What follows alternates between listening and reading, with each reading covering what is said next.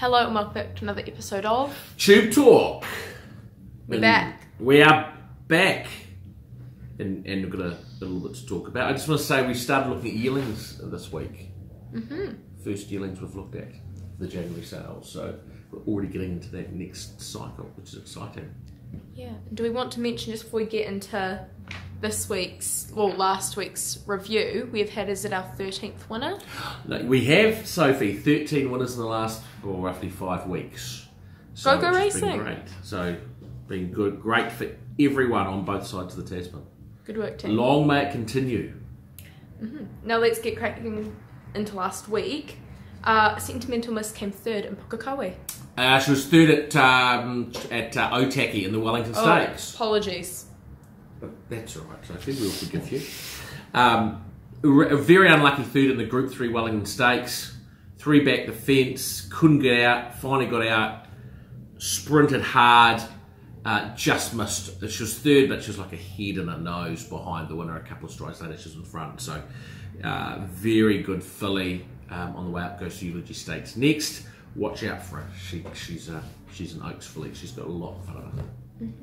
And Oh He Can came first. Yes, so Oe can continue a winning run.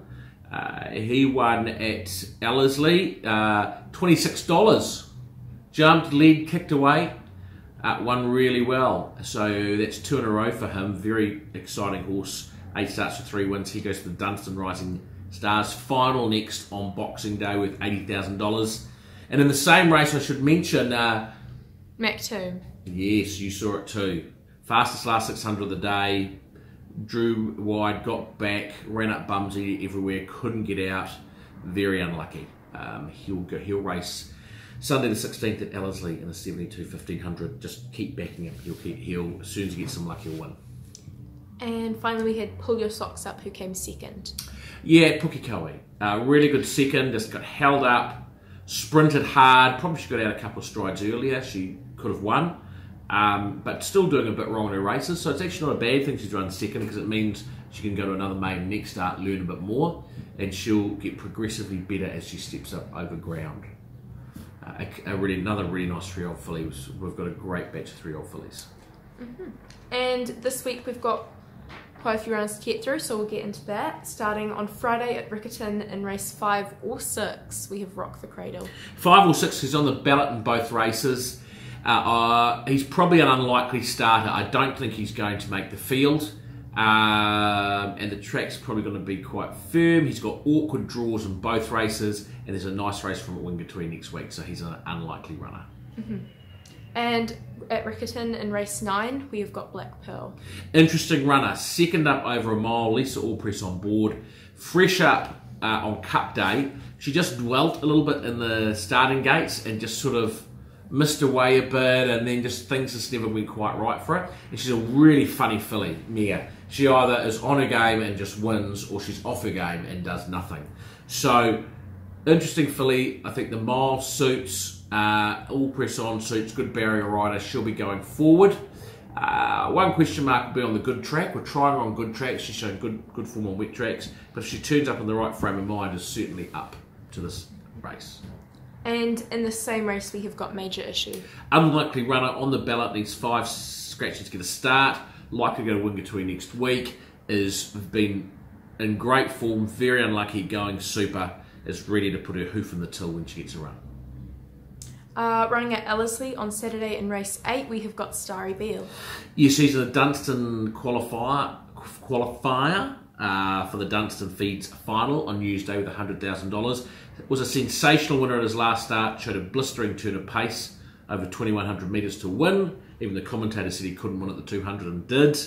A couple of question marks on him. The most is the rain. Ellerslie is rain affected as we do this. It's a slow 8 and he's a good track horse.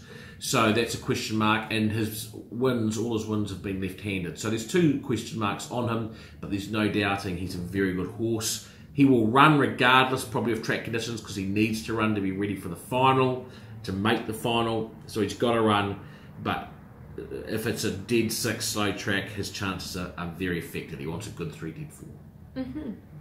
And on Saturday at Newcastle in race 3, we have got Ferry Me Home. Very exciting. On debut, Sham Express Colt, we like him a lot. He trialled against a very strong field last start of stakes performed horses and multiple winners.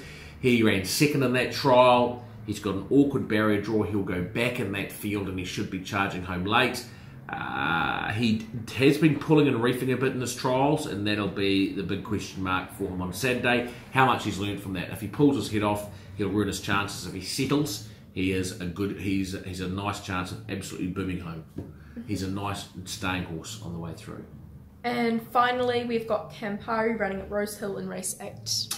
Drawn barrier 11 into barrier 9. She won 2 starts ago. Then last start, she just couldn't ping off a very, very hard track at Rose Hill, a good 3. She just needed just a little bit of give in the track.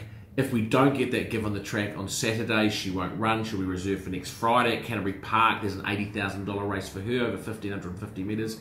If there is a bit of moisture around, she's only carrying 52.5 kilos. She'll drop back in the field, be ridden conservatively, and with moisture in the ground, she will be a good chance. So if she runs, there's moisture, good chance. Otherwise, scratched and wait for a week. And finally, we move on to Bet of the Week, which is, drumroll please, Jon Snow and Dance Dance Dance running at Trentham on Saturday in race 8. Yes, in a Quinella.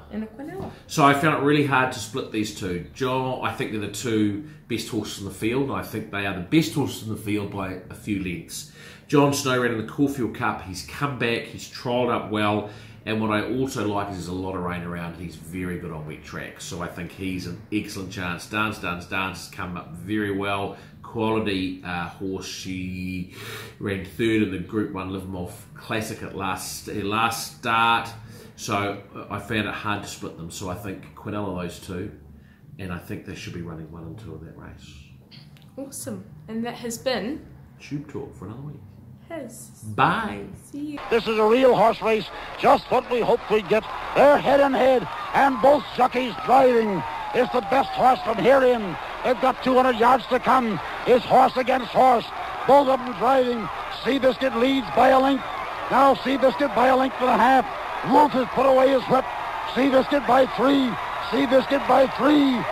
Seabiscuit is the winner by 4 lengths.